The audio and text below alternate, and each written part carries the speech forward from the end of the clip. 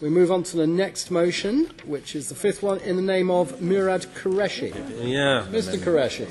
Thank you, Chair. Can I move the motion as amended? I hope that's okay with Stephen and Caroline. Can I say that we've had charm, bluster and hot air from the Mayor on environmental concerns for the past 6 years. Yet many of the biggest challenges facing London as a city relate to environmental concerns. Poor air quality, cold homes, aircraft noise, climate change impact, just to name a few. And this while the Mayor's green credentials are in tatters, as he openly questions whether climate change exists and that wind turbos are to be poo-pooed and not encouraged at all. If we can start with air pollution, quite honestly, it's too little too late, as he has kicked it into the long grass with his proposals of the ultra-low emission zone. Time is really running out on this silent killer, not only for the Mayor to act, but for those 4,300 Londoners who die prematurely every year due to the toxic air. When the Mayor leaves office, his likely legacy will be a £300 million fine from the European Commission, which could be easily passed from Whitehall to the GLA.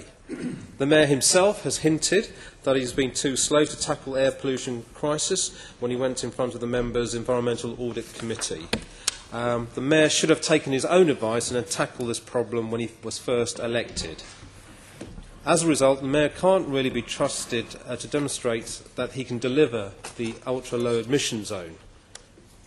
Coming now to the scandal of cold homes in London, it's been shown that 68% of Londoners have cut back on heating their homes as energy bills have soared, and the Mayor continues to do little on this cold front. He's failed to back the price freeze, which many energy companies themselves have started to come into place.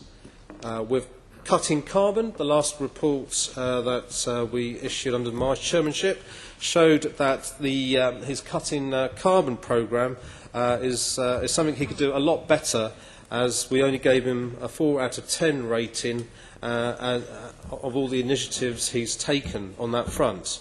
There is a particular risk with his centralised energy capacity that the networks aren't in place to cope with an increase in demand being placed on them. And then we have his failure to back renewables while supporting fracking.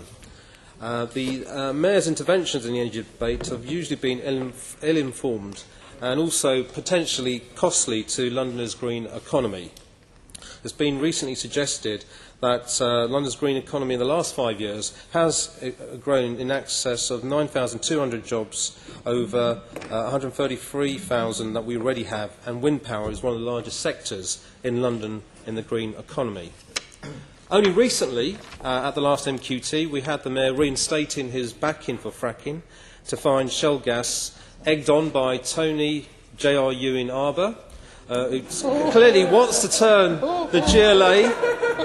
He clearly wants to turn the GLA into something out of Dallas. But this when we all too well know that shell gas doesn't exist in Greater London, making it a de facto fracking-free zone. Only this week, the UN IPCC suggested we need to kick the habit of fossil fuels by the end of the 21st century, and replacing petrol with shell gas isn't going to help that at all. We need to rely more on renewables like solar and wind. Decentralised energy needs to be encouraged and reduce the demand for energy consumption in the first place with Home's Energy Efficiency Programme. Mr Chair, if the Mayor doesn't deal with these issues in his remaining time, he leaves a very toxic environmental legacy for the next Mayor of London.